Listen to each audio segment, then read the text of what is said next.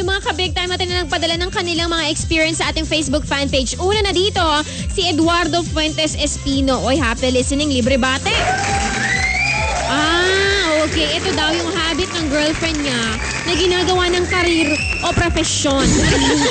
Yung lagi na lang daw, tamang hinala.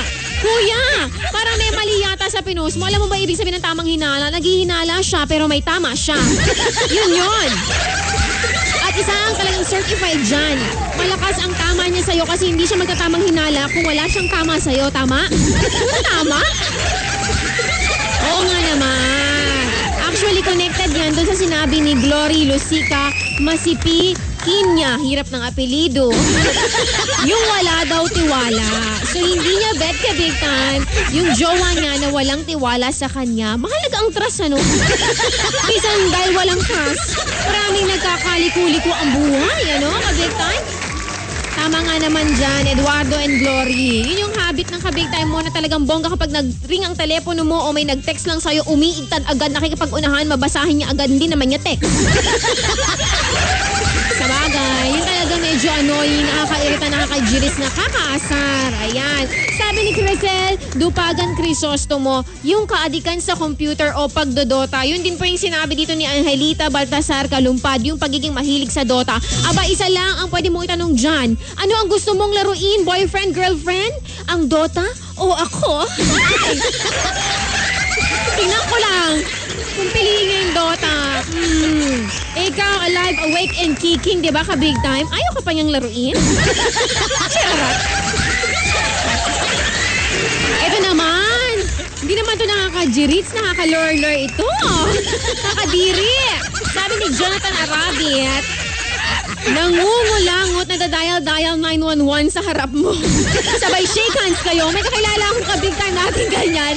Hindi ko man siya jowa, pero friendship kami. Kaya akala niya, yung kanyang dinudukot dyan, pwede na yung ipahid sa akin. Ikaw, Brother Vera. Naku, iniskluk ko. Hindi, joke lang yun. Minsan na lang pong habit yun ka-big time. Biro-biruan. Magkatapos mag-dial, nangangalabit ang lolo mo. Eto ka-big time. Isang bonggalicious na ka-big time natin ang nagpadala ng kanyang text sa ating text line at ito na nagwagi ng load. Ate, si Lovely ng Manila. Ayan. Sabi niya, DJ Yani, natulog kami sa hotel. Tapos nag-text ang tita niya, nagpapabili ng gamot. Binilhan naman po niya dahil malapit lang. Kaya naman po nang sinabi niyang ihahatid niya pa ito, pumayag naman po ako. Ang problema, di na po ako binalikan sa hotel. Ouch! Ate! Anyari? Baka ibang tita yung nag-text sa kanya. Aray, naku! Akalain mo, yun na pa si tita kaysa sa'yo na nasa hotel na? Ate ha, medyo nagugulumihanan ako dyan. Pero habit ba yan? As in, lagi niyang ginagawa sa'yo? May tita na nagte-text every time na nasa hotel kayo? Aba, mag-isip-isip ka na ng isa, dalawa, tatlo. Baka iba ng pangitain iyan. Anyway, highway, okay lang yan, Ate Lovely. At least now, matatawagan mo siya dahil may instant load ka na. Kung sakaling iwan ka niya sa hotel. Diba? Ang tabayanan mo yung load. Ka-big time na Lovely ng Manila. Ikaw ang nagwagi. Sa ito na ang load mo. Hatid sa inyo ng 91.5 Big Radio. Kaya ka-big time kung ikaw, merong mga experience na ganyan kung saan meron nakakajiris, nakakaasar, at talaga namang nakakapanibugho. Lalim nun, ano? Na experience.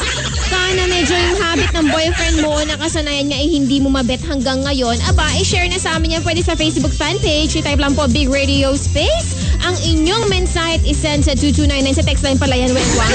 Fan page po, like lang 91.5 Big Radio at si DJ Yani. Okidoki!